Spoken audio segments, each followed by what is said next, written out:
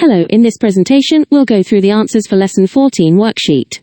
The summary table covers the 7 fermented foods and beverages, including details on their carbohydrate sources, microorganisms involved, and the chemical reactions that take place during fermentation.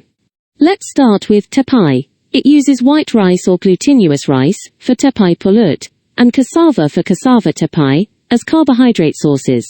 The starter culture, known as ragi tepai, is a mixed microbial community, consisting of molds, yeasts, and bacteria. Here is one example of each type of microorganism involved in the fermentation process. The chemical reaction involved includes starch saccharification, where starch from rice or cassava is broken down into simple sugars. Alcoholic fermentation, where glucose is converted into ethanol and carbon dioxide.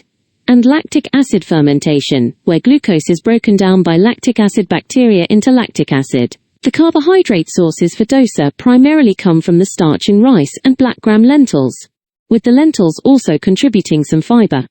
The starter cultures for dosa fermentation originate naturally from the microbes present during the soaking and grinding of the rice and lentils. These cultures typically include various bacteria and yeasts. The chemical reactions involved in dosa fermentation begin with starch saccharification, where enzymes, mainly amylases from bacteria and yeasts, break down the starch in rice and lentils into simpler sugar like glucose, followed by lactic acid fermentation, which gives dosa its tangy flavor, along with minor alcoholic fermentation. Sake uses short-grain Japanese rice as carbohydrate source and employs koji mold, such as Aspergillus oryzae, along with sake yeast, such as Saccharomyces cerevisiae, as starter cultures. During starch saccharification, koji mold produces enzymes like amylases that break down the starch in rice into sugars. Then sake yeast ferments the glucose into ethanol and carbon dioxide. These two processes are called multiple parallel fermentation in sake brewing. Shaoxing cooking wine mainly uses glutinous rice as carbohydrate source. The starter culture used is called wheat chew, made from steamed wheat or rice inoculated with natural microbes. It provides enzymes that break down starch and starts fermentation. A yeast mix with Saccharomyces cerevisiae and bacteria is also used. Like sake, the rice starch is broken down into sugars, which yeast then convert into alcohol. Similarly, red glutinous rice wine mainly uses glutinous rice as carbohydrate source. The starter culture is red yeast rice called hong chu, which has the mold Monascus purpureus, that gives the wine its red color. Sometimes, a yeast starter or dried yeast cake is added to make sure there are enough yeast cells for good fermentation. The chemical reactions are similar to those in sake and shaoxing cooking wine.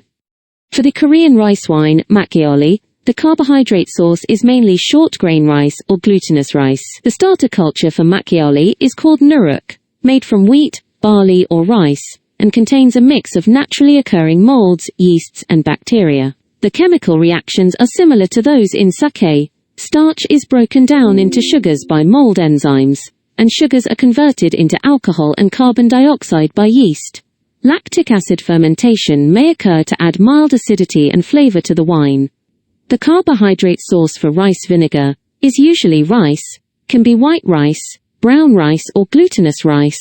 The starter culture for rice vinegar involves two main types of microorganisms: yeast, usually Saccharomyces cerevisiae, that convert sugars from rice starch into ethanol or alcohol, and acetic acid bacteria, which converts ethanol into acetic acid, the main component of vinegar.